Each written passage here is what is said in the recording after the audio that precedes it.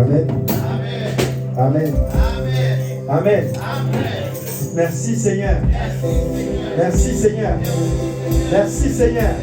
Est-ce que je peux vraiment entendre une acclamation de grandeur? Comme d'habitude, yes. Alléluia. Alléluia. Merci, merci l'Église. Yes, alléluia. L'acclamation du Seigneur au Seigneur. Alléluia. Alléluia. Nous allons pouvoir écouter le pasteur Joël. C'est lui qui aura le privilège de partager la parole de Dieu. C'est un grand homme que j'ai le privilège de connaître et je remercie le Seigneur pour cela. Sois béni, pasteur. Amen. Amen.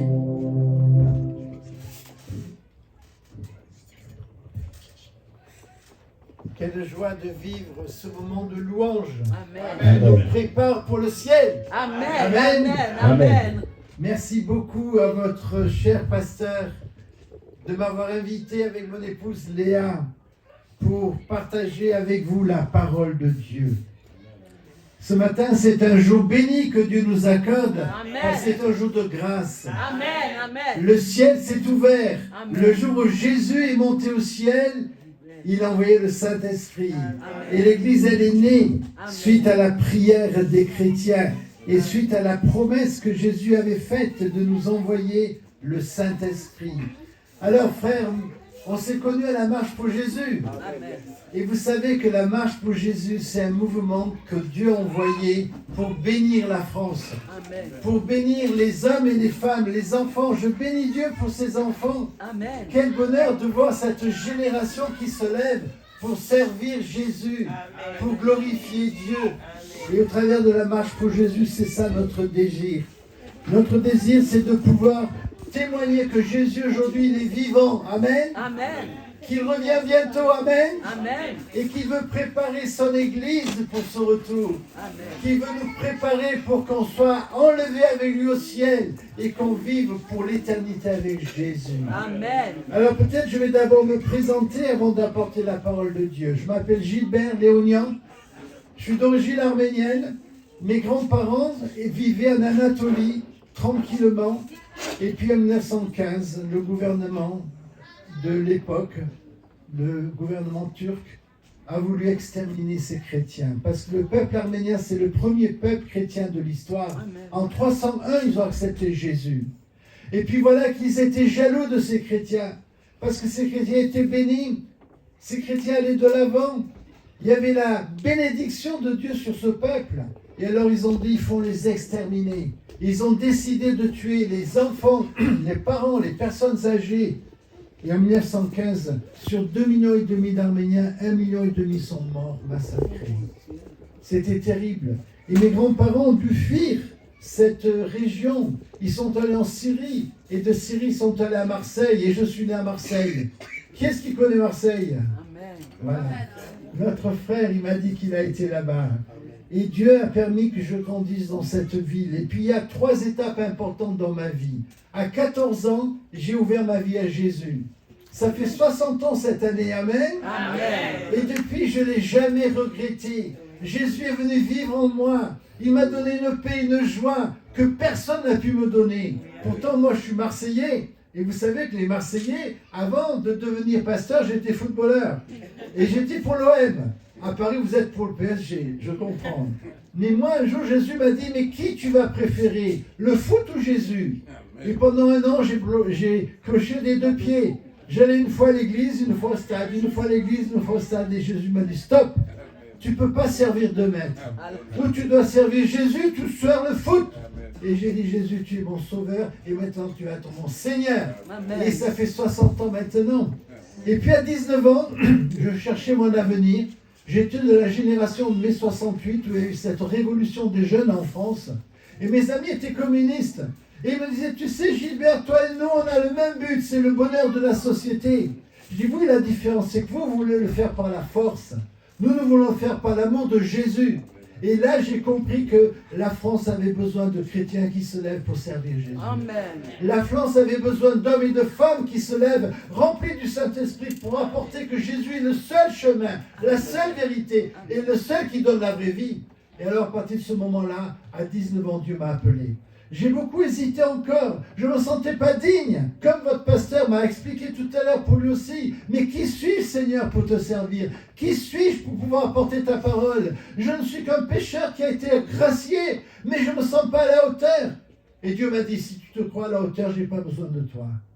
J'ai besoin d'hommes et de femmes qui se lèvent et qui sont prêts, dans l'humilité, à laisser Jésus guider leur vie. Jésus accompagner leur chemin sur le chemin du service. Et à 19 ans, je dis, Seigneur, comme Ésaïe au chapitre 6, verset 8, me voici, envoie-moi. Amen, amen, amen. Et pendant 4 ans, Dieu a permis que je me forme à la faculté de théologie de Vaux-sur-Seine. Et puis, entre-temps, j'ai connu mon épouse, Léa. On est restés 2 ans fiancés. Elle avait 21 ans, moi j'avais 22 ans. Et puis, à l'âge de 23 ans, on s'est mariés. Amen. On s'est mariés, l'an dernier, ça faisait 50 ans. Et cette même année, on a commencé le ministère. 50 ans de ministère, cette année 51 ans de ministère. Dans 10 assemblées, de Marseille jusqu'à Paris, le Seigneur nous a appelés à annoncer l'évangile de Jésus-Christ. Il nous a donné 3 enfants, 6 petits-enfants. Aujourd'hui, notre aîné de 21 ans, c'est son anniversaire. On va vous quitter, on va aller en famille là-bas pour faire cet anniversaire, parce que c'est une bénédiction de Dieu, les enfants et les petits-enfants. Amen, amen. Et puis, 1er septembre de cette année, j'ai 74 ans, Dieu a dit maintenant tu vas préparer la relève. Et Dieu m'a aidé à préparer pendant 2 ans la nouvelle génération. Et je suis en retraité actif. J'ai dit je suis à la retraite, mais je ne suis pas en retrait de l'œuvre de Dieu. Et dans l'église d'Alfortville, où notre frère m'a connu quand on a fait la marche pour Jésus ensemble, j'ai préparé une équipe. Et ce matin, c'est le premier dimanche où je ne suis pas là-bas et je suis dans une église extérieure. Parce que Dieu m'a appelé à être un pasteur itinérant. À aller là où le Seigneur a besoin de moi. Ce dimanche, je suis avec vous. Mais dimanche prochain, je serai en Arménie. C'est un peuple qui souffre beaucoup à cause de sa foi. Il est environné d'ennemis qui veulent l'écraser. Et Dieu m'envoie là-bas pour pouvoir encourager ce peuple. Et puis dans 15 jours, je serai, vous savez où? Et ça, je suis émerveillé parce que quand on s'attend au Seigneur, c'est lui qui ouvre le chemin. C'est lui qui prépare les endroits. Est-ce que vous avez entendu parler des inondations à Séville, en Espagne? À Valence, en Espagne. Eh bien, Dieu, dans 15 jours, il va m'envoyer là-bas. Il faut aller secourir ces hommes, ces femmes, ces frères et ces sœurs qui ont tout perdu. Aujourd'hui, Dieu m'a mis à cœur de partager avec vous le cœur du serviteur de Jésus. Car on est sauvé, c'est pour servir. On n'est pas sauvé pour se faire plaisir. Alléluia, quand on chante, on loue le Seigneur, on le bénit. Mais tout ce qu'on vit aujourd'hui, tout ce que Dieu nous donne aujourd'hui, c'est pas pour nous, c'est pour le partager autour de nous. Alors j'aimerais lire avec vous dans Philippiens, au chapitre 2, les 11 premiers versets. On a la feuille de route du serviteur, de la servante de Jésus-Christ. Philippiens chapitre 2, versets 1 à 11. Écoutez bien la parole de Dieu. Si donc il y a quelque consolation en Christ, s'il y a quelque soulagement dans l'amour, s'il y a quelque union d'esprit, s'il y a quelque compassion, s'il y a quelque miséricorde, alors, c'est l'apôtre Paul qui parle, rendez ma joie parfaite. Comment? Ayant un même sentiment, un même amour, une même âme, une même pensée. Et la suite. Ne faites rien par esprit de parti ou par vaine gloire, mais que l'humilité vous fasse regarder les autres comme étant au-dessus de vous-même.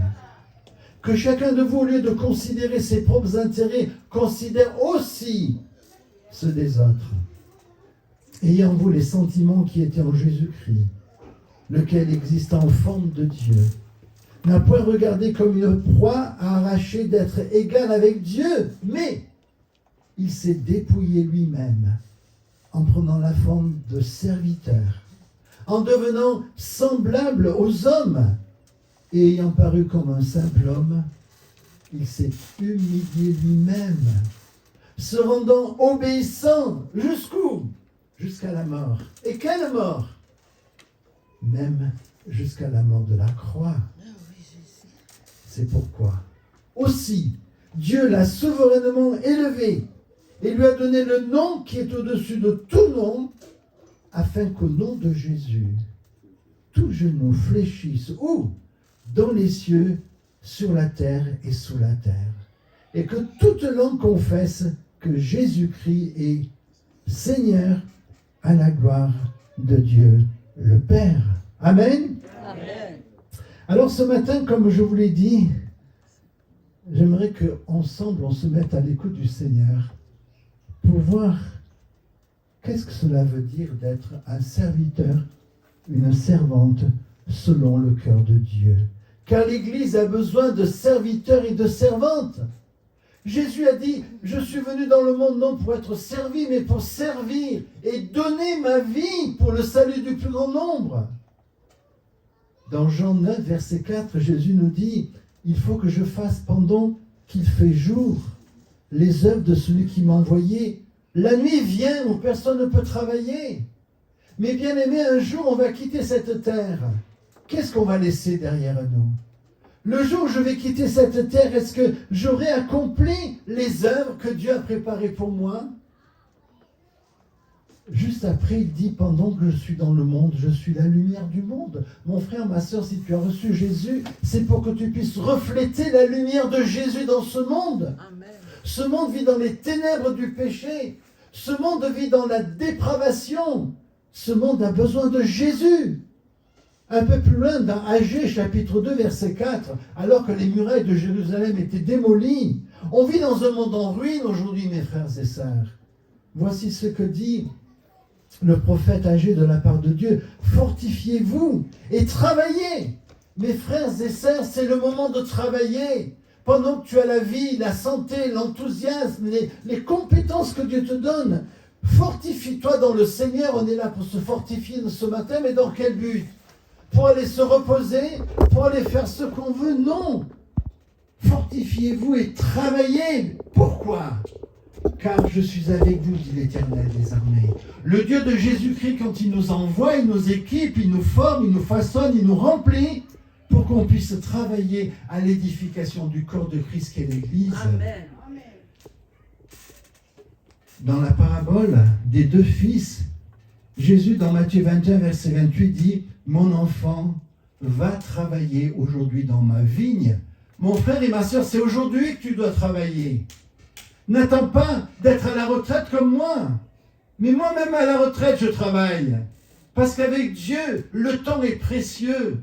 Avec Dieu, les âmes sont sous nos yeux en train d'aller à l'abattoir, à la boucherie. Et c'est le moment de travailler dans la vigne du Seigneur, qui est l'Église. Dieu t'a mis dans cette Église avec un but. C'est qu'avec ton pasteur, avec l'équipe pastorale, tu travailles pour l'édification de l'Église. Jésus a dit, je bâtirai mon Église.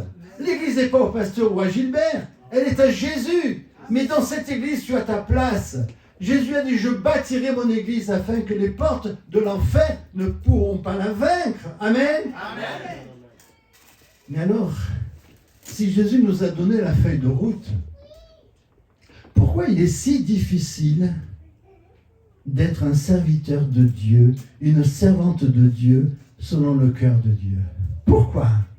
Pourquoi est-il si difficile d'accomplir la mission que Dieu nous confie, de bâtir l'Église? Regardez combien l'Église a besoin d'un souffle nouveau pour que la puissance de l'Évangile touche les cœurs et que l'Église grandisse pour la gloire de Dieu. Le monde a besoin de la lumière de Jésus et Jésus a dit à ses disciples, vous êtes la lumière du monde. Ne cache pas ta lumière, mon frère, ma sœur. Pourquoi y a-t-il si peu d'ouvriers qui se lèvent dans l'Église, dans la mission, dans l'œuvre de Dieu? Vous savez pourquoi? Parce que malheureusement, trop souvent, je préfère être servi plutôt que servir. C'est pas vrai? Parce qu'au lieu de servir mon prochain, je préfère donner des ordres. plutôt que d'obéir. Je préfère dominer sur ceux qui m'entourent plutôt que de les servir. Alors on va voir ce matin quels sont les obstacles pour être un serviteur et une servante de Dieu. Premier obstacle, c'est mon manque d'amour.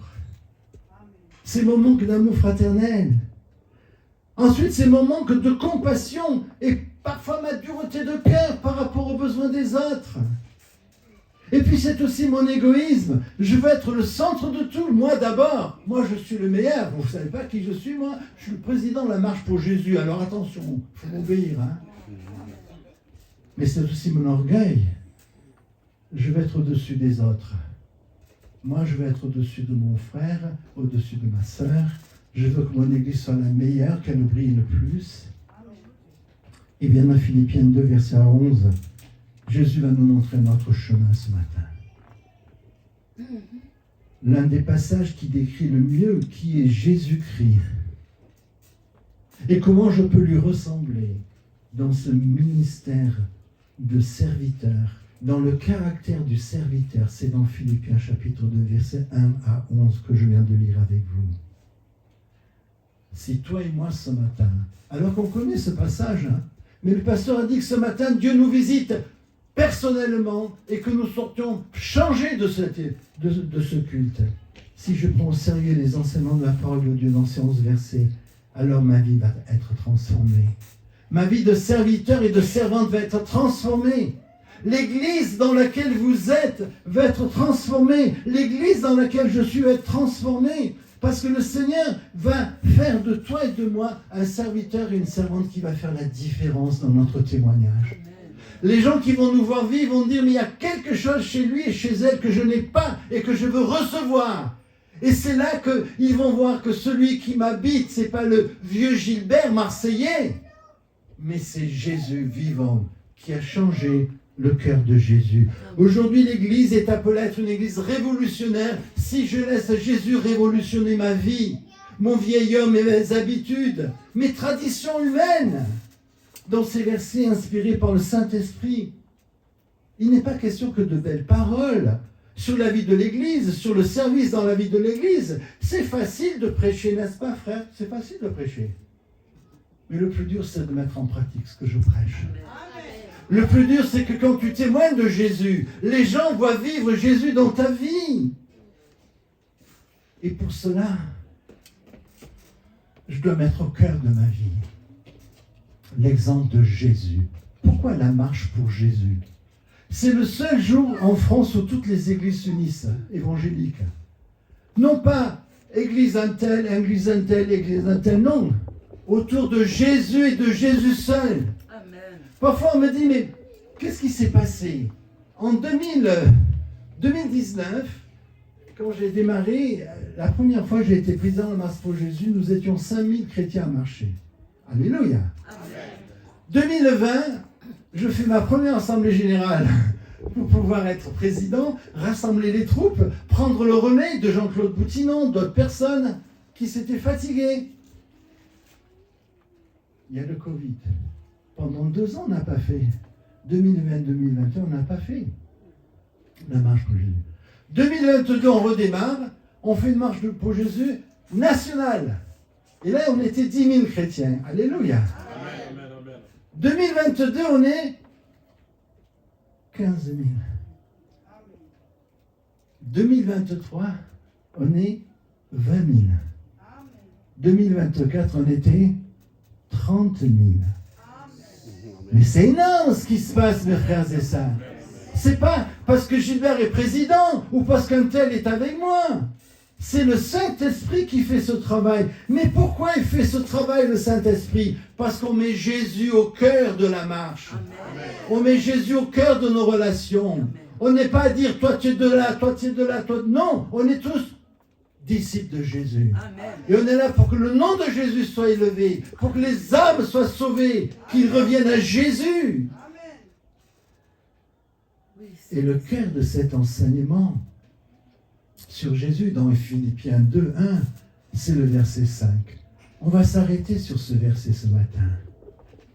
Car on peut faire de belles prédications, on peut faire de grands événements, même on peut faire de belles marches pour Jésus. Mais qu'est-ce qui anime mon cœur de serviteur et de servante? Verset 5. Ayez en vous les sentiments qui étaient en Jésus-Christ. Amen. Je répète, on va le dire ensemble. Ayez en vous les sentiments qui étaient en Jésus-Christ. Mes bien-aimés, posons-nous chacun la question ce matin.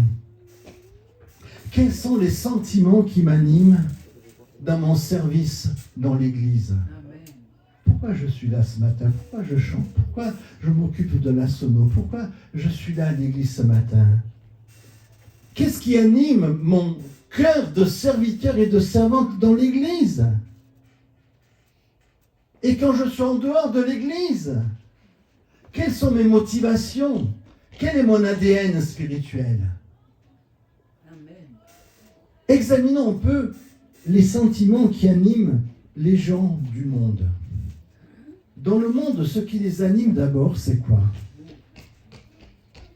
C'est le désir de briller. Ah, regardez-moi, j'ai réussi. J'ai fait des études. J'ai une belle maison, j'ai une belle voiture.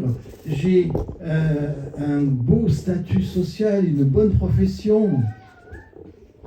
Et cet esprit de vouloir briller va avoir pour conséquence un esprit de rivalité, de compétition.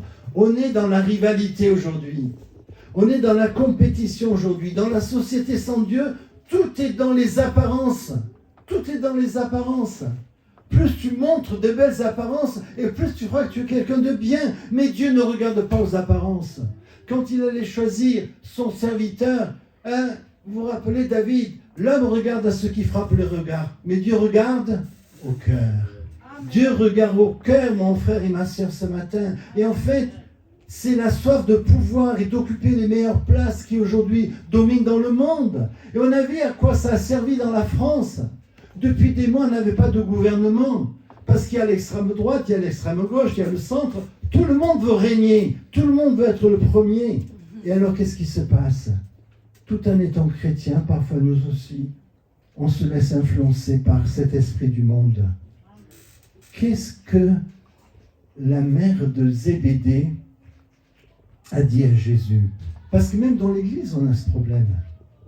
Ordonne, dans Matthieu 20, 21, ordonne que mes 2 fils, que voici, siègent l'un à ta droite et l'un à ta gauche quand tu viendras dans ton royaume. Mais c'est incroyable. Même dans l'Église, même dans les disciples, au lieu de servir, on veut régner. Au lieu d'être au service des autres, on veut les dominer. On veut les meilleures places. Alors j'aimerais vous dire, frères et sœurs, depuis 51 ans que Dieu m'a appelé par sa grâce à son service, j'ai occupé tous les postes de responsabilité qu'un pasteur peut rêver. J'ai tout reçu. Tout. Mais aujourd'hui, je suis à la retraite et je revendique aucun poste. Je revendique aucun titre. Je revendique aucune visibilité devant les hommes. Je suis un frère comme vous. Amen. Au service de Dieu comme vous. Amen. Moi, je ne recherchais jamais les postes. Je vais vous dire un témoignage. Lorsque le frère Jean-Claude Boutinon a eu son problème cardiaque, vous connaissez Jean-Claude Boutinon? C'était le président des ADD, Assemblée de Dieu. Donc, il dit, voilà, j'ai eu un infarctus, il faut que je passe le relais. Et on était le comité, il y avait Saïd Oujibou, vous connaissez Saïd Oujibou, il y avait toute cette équipe-là. Notre cher frère qui nous a quittés, Carlos Payan. Et Jean-Claude dit, voilà Gilbert, j'aimerais que ce soit toi qui sois le président de la Marche pour Jésus, Île-de-France. J'ai dit, écoute Jean-Claude, moi je suis le dernier venu. Mon église, c'est la plus petite, l'église évangélique arménienne. Moi, je suis pasteur d'une petite assemblée. C'est pas à moi. Il m'a dit, oui, j'ai à cœur que ce soit toi. Alors moi, je leur ai dit, moi, je vais sortir de la réunion. Vous allez réfléchir, prier entre vous. Et si, à l'unanimité, vous me nommez président de la Marche pour Jésus, j'accepterai. Je suis sorti. Je suis revenu Ils m'ont dit, à l'unanimité, on a décidé que ce serait toi. Et moi, je me suis senti petit. Qui suis-je, Seigneur, pour avoir cette responsabilité? Et jusqu'à aujourd'hui, je me sens petit. Mais quand Dieu t'appelle pour une responsabilité, il va t'équiper. Non pas pour régner, mais pour servir. Alors, quel est le modèle de service que la Bible nous donne? C'est Jésus. Si Christ est entré dans ma vie, si le Saint-Esprit habite en toi, si le Saint-Esprit dirige ta vie, chacun de tes pas, de tes décisions, alors tu ne peux plus vivre comme avant. Tu ne peux plus vivre comme les gens du monde qui essayent tous à être le premier, qui essayent tous d'écraser les autres. Tu ne peux plus.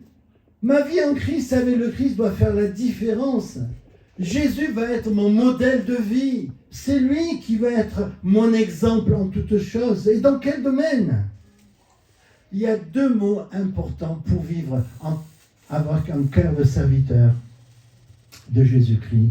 C'est l'unité et c'est l'humilité.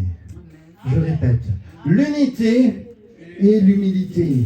Répétez, l'unité et... Amen. Le diable fait tout pour diviser. Il veut diviser les couples, il veut diviser les familles, il veut diviser les églises, il veut diviser les jeunes contre les aînés. À mon âge, il y a 3 enfants, 6 petits-enfants. Mais ma joie, c'est de vivre avec des jeunes comme vous, dans l'unité, dans l'amour. À mon âge, je regroupe de jeunes encore. Les jeunes me disent, je leur dis, mais les jeunes, on a 50 ans d'écart. Ils me disent, pasteur, quand tu es là, on est bien. Amen. Et moi, je leur dis, quand je suis avec vous, vous êtes mon adrénaline. Amen. Je reviens béni de vous, les jeunes. On était à une retraite de jeunes il y a 15 jours à Valence, il y avait 120 jeunes. Et j'ai vu l'onction de Dieu sur la génération des jeunes. Amen. À l'appel pour se donner à Jésus, vous savez qui s'est approché? Nos 2 petits-enfants qui hésitaient encore, ils se sont approchés, on était 4 pasteurs, il est venu vers moi, il m'a serré dans les bras. Andrea et Alec, ils ont dit, aujourd'hui on ouvre notre vie à Jésus. Amen. C'est le plus beau cadeau que Dieu peut nous faire dans nos familles, mes bien-aimés. L'unité et l'humilité. Alors ce sont 2 mots de qualité qu'il faut toujours protéger. Car le diable attaque. Le diable veut déstabiliser un serviteur de Jésus-Christ qui est uni au Christ. Il va rechercher en priorité l'unité de la famille de Dieu, qui est l'église de Jésus-Christ. Tu veux être serviteur et servant dans cette église? Travaille à l'unité de cette église.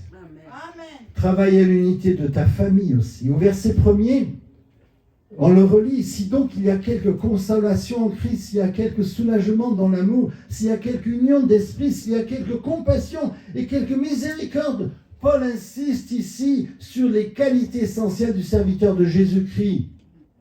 Si Christ a changé ta vie, si tu es baptisé, si tu as décidé que désormais tu ne vas pas vivre comme les gens du monde, s'il a pardonné tes péchés, s'il a restauré ta relation avec Dieu, s'il a pardonné tes péchés, s'il t'a guéri et consolé des blessures que tu as pu avoir dans le passé, à la croix, s'il t'a donné de vivre la victoire sur tes échecs, s'il t'a rempli du Saint-Esprit, alors ce Christ vivant et victorieux, il t'invite à toujours rechercher l'amour sincère de celui que tu vas servir. Tu ne peux pas servir si tu n'aimes pas les gens.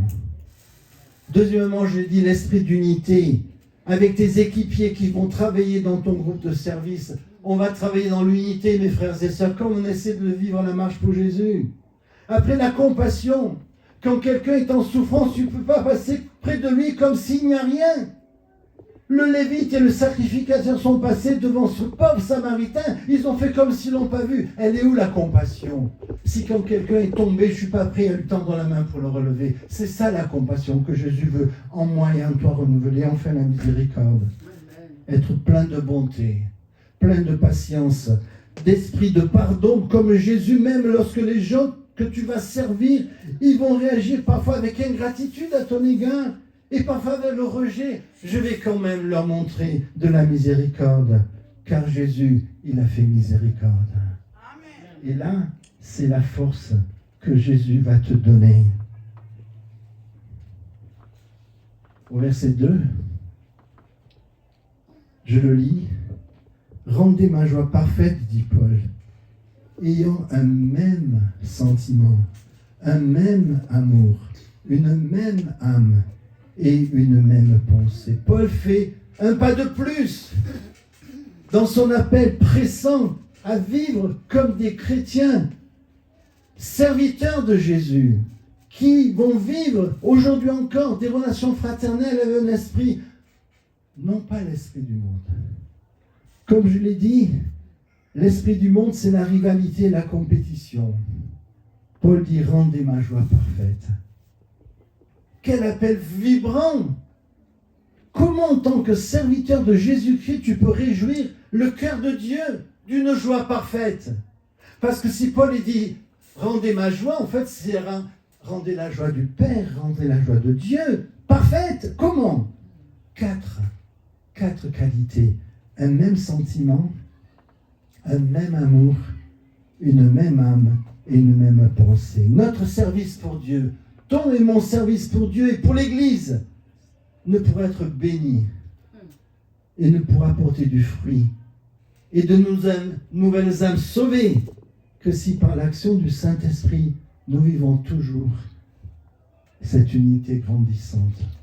La dernière prière de Jésus dans l'évangile de Jean, chapitre 17, Père, qu'il soit un, comme toi et moi nous sommes un. À ceci, le monde verra que nous sommes tes enfants si nous avons de l'amour les uns pour les autres. Mes frères et sœurs, je le répète, le Saint-Esprit est un esprit d'unité et non pas un esprit de division. Dans cette vraie unité de sentiments, d'amour, d'âme et de pensée, vous avez vu le mot qui revient chaque fois, c'est le mot même. Et dans quel domaine ce matin est-ce que je dois confesser à Dieu, peut-être qu'avec mon mari, ma femme, mes enfants, les petits-enfants, les frères de l'Assemblée, mes sœurs, j'ai un problème que je n'ai pas résolu. Tant qu'il y a une relation qui n'est pas dans l'amour et dans l'unité, ça fera obstacle à l'action du Saint-Esprit. Dans quel domaine je dois m'accorder avec tel frère ou telle sœur pour que notre service commun réjouisse le cœur de Dieu et ouvre sur nous les écluses et la bénédiction de Dieu. Vous connaissez le psaume 133. « Oh, qu'il est doux pour des frères et des sœurs de demeurer ensemble. » Qu'est-ce qu'ils font les spectateurs quand ils soutiennent leur équipe? Tous ensemble, ouais. C'est tous ensemble que nous allons vaincre l'ennemi, mes frères et sœurs. Et il a dit, oh qu'il est doux pour des frères et des sœurs de demeurer ensemble. C'est comme l'huile qui descend sur la tête d'Aaron qui va jusqu'au bout de ses vêtements. Et l'huile, c'est le Saint-Esprit. La tête, c'est les pasteurs. Et les pieds, c'est les serviteurs. Mais Dieu a fait que les pasteurs, on est serviteurs.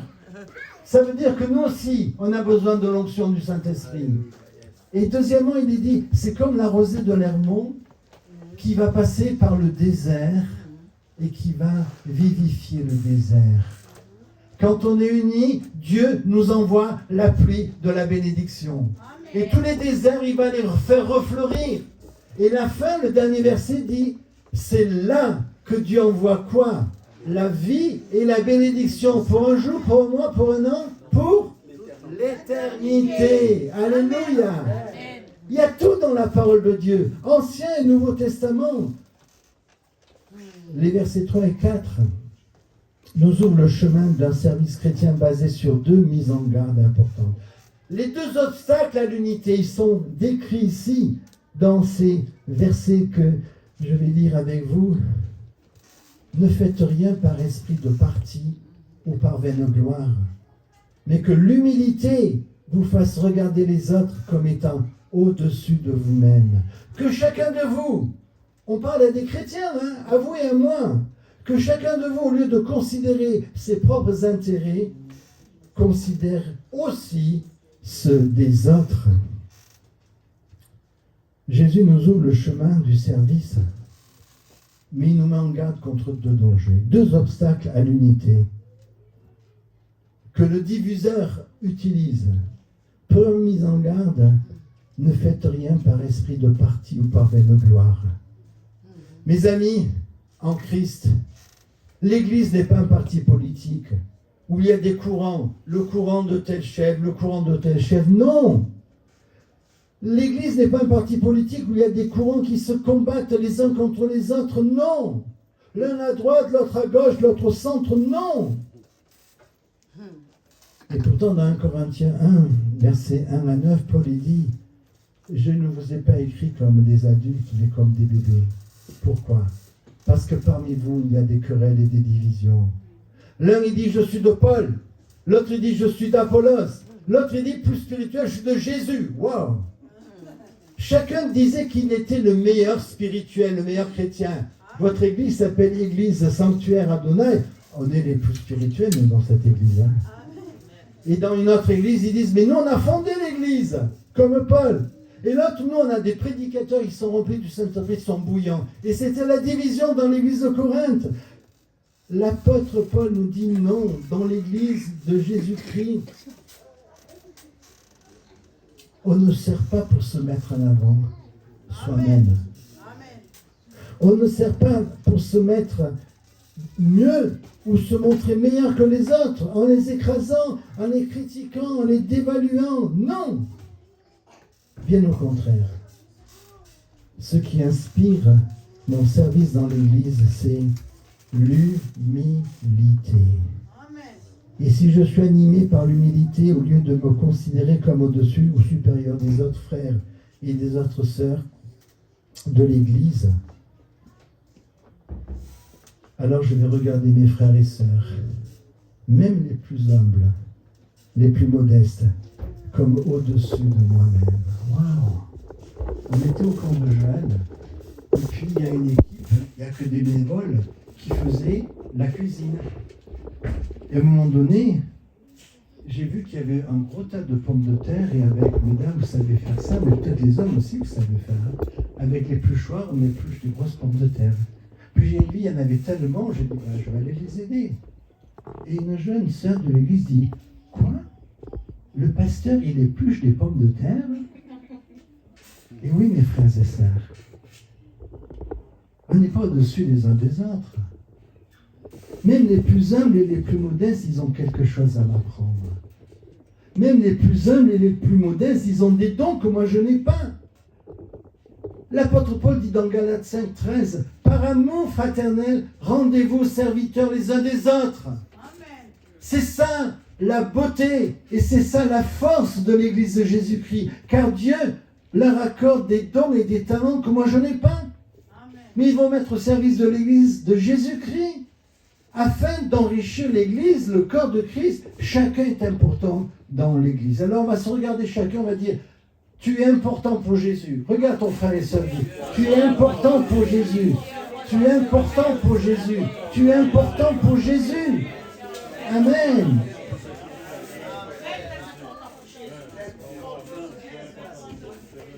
Après, le danger de l'orgueil, où on se croit Aldo, le meilleur, et Jésus veut briser cet orgueil. Ici, la parole de Dieu nous ordonne de vaincre notre égoïsme. Moi d'abord.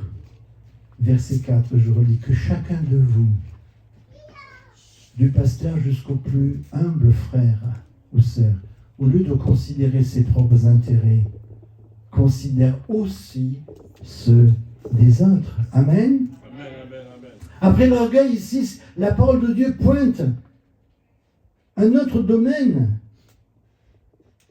C'est le domaine qui va à l'encontre du monde qui nous enseigne moi d'abord. Moi d'abord. S'il me reste du temps, je vais aider l'Église. S'il me reste un peu d'argent, je vais donner ma dîme à l'Église. En fait, on fait passer toujours Dieu et les autres après nous. Moi d'abord, moi d'abord, moi d'abord. Si tu penses ainsi et si tu agis ainsi, tu ne pourras jamais être un serviteur et une servante de Dieu, à l'exemple de Jésus. La parole de Dieu ne dit pas que je ne doive pas penser à moi, à mes besoins, à ma famille. Oui, moi je suis père, grand-père. On a des besoins matériels, financiers, c'est vrai. L'apôtre Paul nous dit que celui qui ne prend pas soin des gens de sa maison est pire qu'un infidèle. Je dois commencer par ma maison, je dois commencer par ma famille. Les gens qui quittent leur maison pour aller à l'église, et la femme me dit, on va mettre un lit à l'église, hein, tu n'es jamais à la maison, tu vas dormir à l'église. Non, il ne faut pas oublier notre famille. Mais ce que Dieu nous dit, c'est en considérant mes intérêts, je vais aussi, et ce mot est important, aussi penser aux intérêts et aux besoins des autres, de l'Église, de l'œuvre de Dieu, de la mission. Alors, à la suite de tous ces enseignements sur l'esprit dans lequel Dieu m'appelle à servir dans son Église et au dehors, vous me direz, mais pasteur, qui est suffisant pour ces choses? Comment puis-je arriver à être animé de toutes ces qualités dans mon service pour l'Église et pour Dieu? L'amour, j'en manque. L'unité, il y a des gens avec qui je ne m'entends pas. La compassion, il y a des gens qui ne m'intéressent pas. La miséricorde, ce n'est pas mon problème. L'harmonie des sentiments, de l'amour, de l'âme, de la pensée. Seigneur, je n'y arrive jamais. Regardez les autres au-dessus de moi. Ah non, moi je suis au-dessus de tel et tel. Hein. Considérez les intérêts des autres. Oh Seigneur, je veux bien, mais une fois que j'aurai pris soin de moi. Peut-être tu dis, pasteur, je suis d'accord avec cette vision, mais je n'arrive pas à la vivre. Ce que la Bible enseigne, je n'arrive pas à le vivre. Alors, la réponse de Dieu se trouve toujours dans sa parole, le verset 5 que j'ai lu au début. Voilà la clé pour vivre un cœur qui ressemble au cœur de serviteur de Jésus. Ayez en vous les sentiments qui étaient en Jésus-Christ. Amen. Amen. On répète, ayez en vous les sentiments qui étaient en Jésus-Christ. Tout ce que Dieu te demande, c'est pas par tes propres forces que tu vas le vivre. C'est pas par mes propres forces que je vais le vivre. Et après 60 ans de vie chrétienne, s'il n'y a pas la grâce de Dieu pour me donner chaque jour la force de ressembler à Jésus, au lieu d'être une bénédiction, je suis une malédiction. C'est pour cela que trop souvent, tu as compté sur tes forces et tu n'y es pas arrivé. Tu as été déçu de toi-même. Et même, parfois, tu t'es découragé dans ton service. Et même peut-être parfois, tu t'es culpabilisé. Je vais à l'église, j'écoute la parole de Dieu, je suis un enfant de Dieu, je suis sauvé, mais je n'arrive pas à vivre un service comme Jésus. Mon frère et ma sœur, écoute bien. Le seul qui a pu vivre une telle vie de service parfaite et qui a été richement béni de génération en génération jusqu'à 2024, vous savez qui c'est? C'est Jésus. Amen. C'est Jésus. Comment? Verset 6. Lequel, Jésus, existant en forme de Dieu, n'a point regardé comme une proie arrachée d'être égal avec Dieu. Ce matin, en regardant à Jésus, demande au Saint-Esprit de t'aider à te libérer de tout esprit de comparaison, tout esprit de compétition avec les gens qui t'entourent. Arrête de te comparer à ton mari ou à ta femme et à envier ce qu'il a et que tu n'as pas.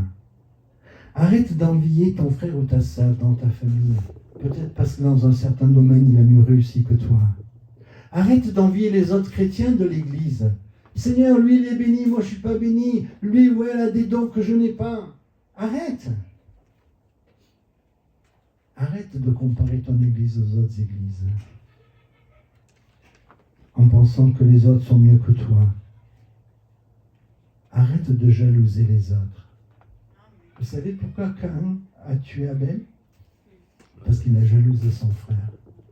Nous, dans la famille, alors que mes parents n'étaient pas convertis, j'ai été le premier à 14 ans à me convertir à Jésus, puis mon frère René, puis ma sœur Annie, puis ma maman, puis mon papa, et puis maintenant ma famille. Et mon frère René, vous savez ce qu'il est? Il est pasteur. Et ma sœur Annie, vous savez ce qu'elle est? elle est mariée à un pasteur. On est 3 dans le ministère. Et les gens voudraient nous comparer. Est-ce que René est plus spirituel que Gilbert? Est-ce que Gilbert est plus... Voilà. Les gens veulent nous comparer pour nous diviser. Ben, j'aime mon frère de tout mon cœur. Et je bénis son ministère. Et je bénis ma sœur de tout son cœur, de tout mon cœur. En plus, son mari, c'est le frère de ma femme qui est aussi pasteur.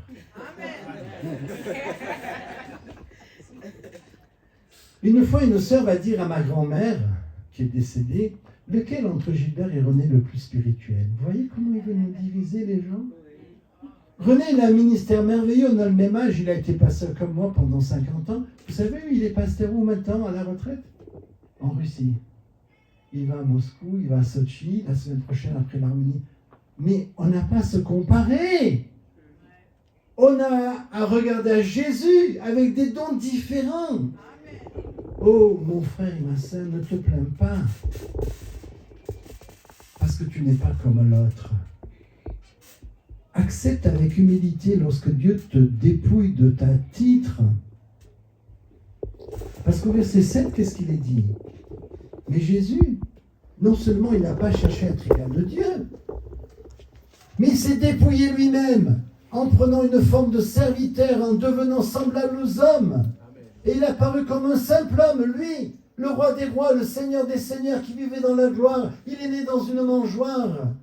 Et toute sa vie de ministère, on l'a attaqué, on l'a persécuté. Mais il est resté un simple homme, un homme de Dieu, un serviteur de Dieu. Ne te plains pas, mais accepte avec humilité lorsque Dieu te dépouille de tes titres. Lorsque Dieu te dépouille de tes mérites humains, pour vivre simplement comme un serviteur de Dieu à l'exemple de Jésus, comme un simple homme, une simple femme. Et au verset 8, il s'est humilié lui-même, se rendant obéissant jusqu'à la mort, même jusqu'à la mort de la croix. Ce matin, laisse la croix de Jésus agir en toi. Apprends chaque jour à obéir en mourant à toi-même et en laissant Jésus vivre en toi. C'est ça, avoir un cœur de serviteur. Paul a dit, j'ai été crucifié avec Christ. La croix est au cœur de la vie du serviteur de Jésus. J'ai été crucifié avec Christ, dit Paul. Et si je vis, c'est qui? C'est plus moi, c'est Christ qui vit en moi. Le serviteur et la servante de Dieu va vivre à l'exemple de Jésus lorsqu'il laisse Jésus vivre en lui et en elle.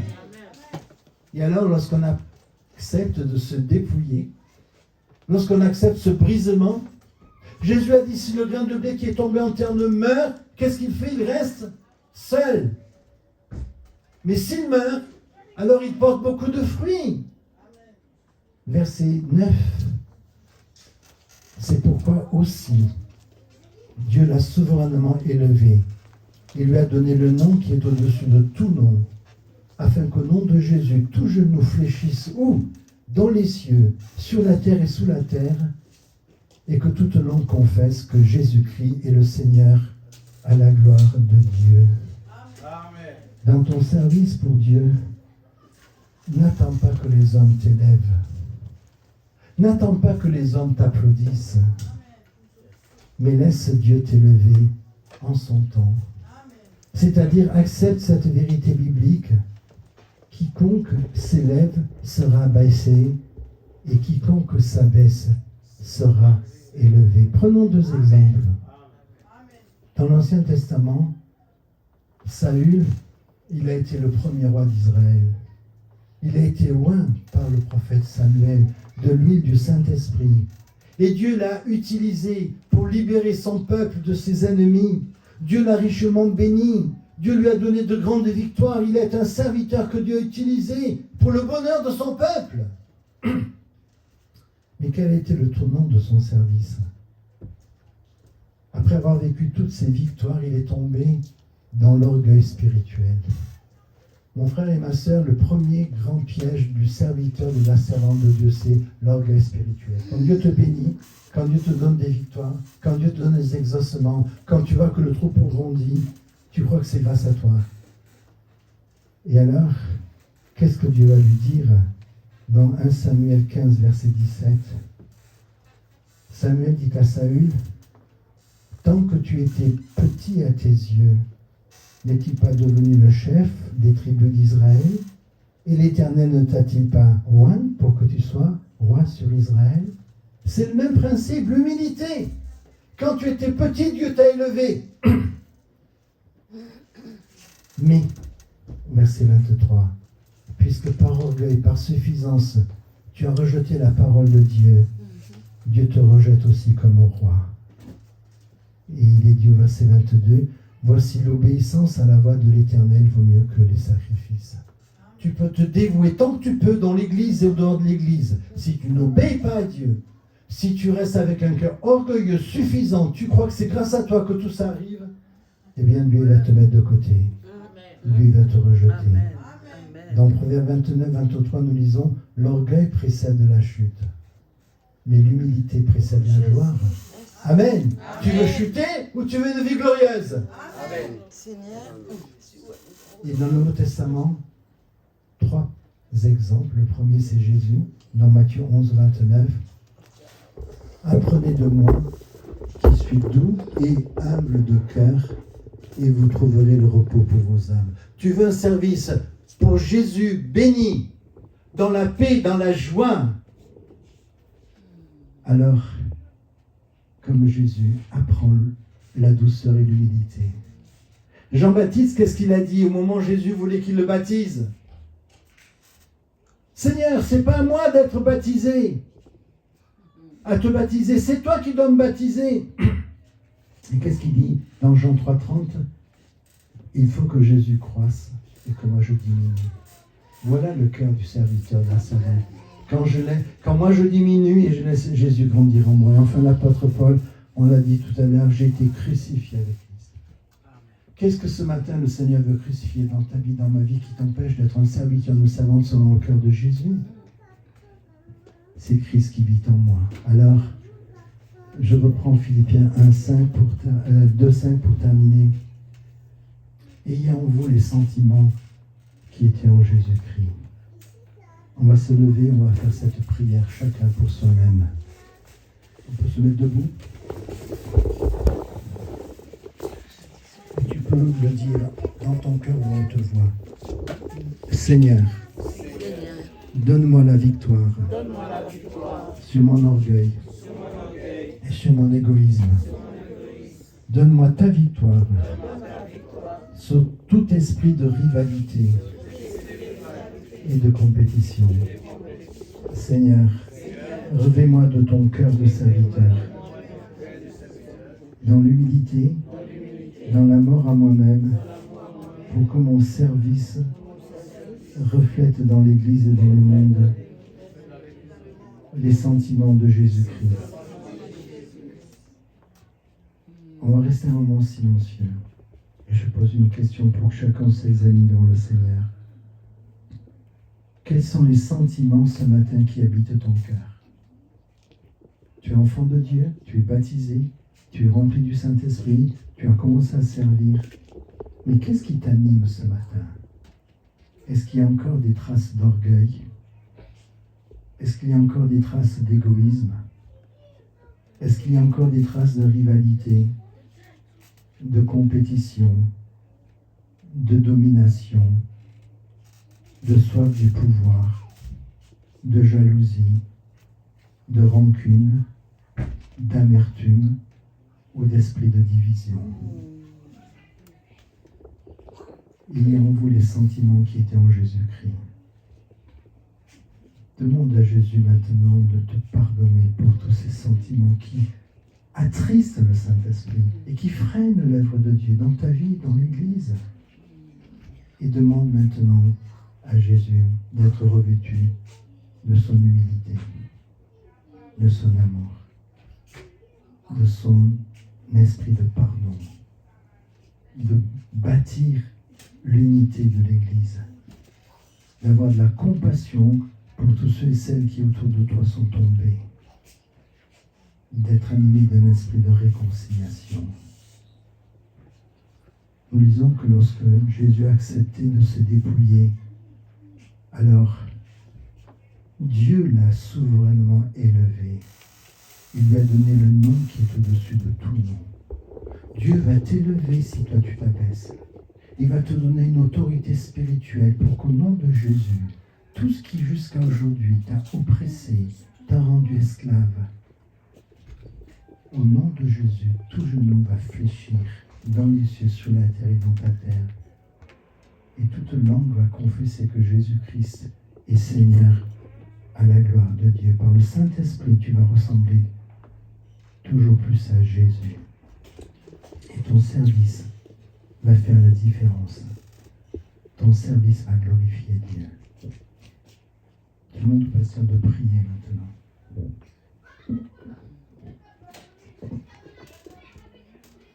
Toi qui es le Seigneur des Seigneurs. Merci parce que tu nous as appris ceci ce matin, Jésus. Il est dorénavant impossible d'avoir un cœur de serviteur de Jésus si nous sommes confrontés à l'égoïsme. Impossible d'avoir le cœur de Jésus si nous n'avons pas de compassion, si nous n'avons pas l'amour pour les autres. Ce message est comme un marteau qui doit résonner dans nos oreilles pour nous faire comprendre ce matin, nous ne pouvons pas te ressembler si tous ceux-ci ne sont pas prêts à changer, ne sont pas prêts à semer en nous.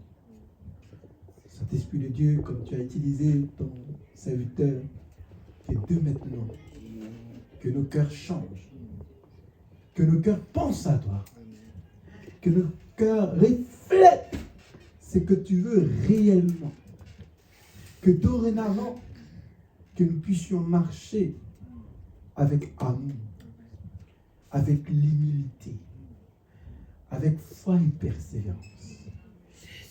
Je prie pour une personne qui croyait différemment. Une personne qui est là ce matin, qui croyait l'œuvre de Jésus c'était différent. Que l'humilité n'était pas importante.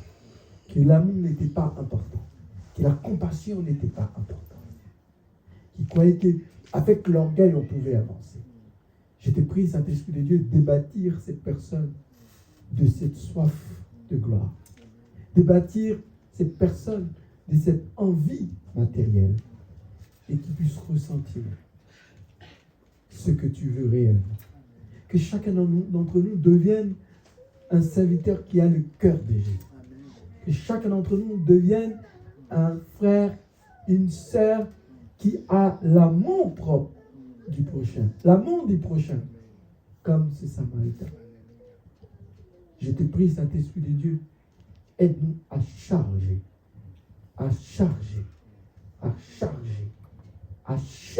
Saint-Esprit de Dieu, ton amour dans notre cœur, afin que nous puissions vivre par amour, par la foi et surtout par la foi en Jésus-Christ. Dorénavant, nous voulons vivre cela au nom de Jésus-Christ.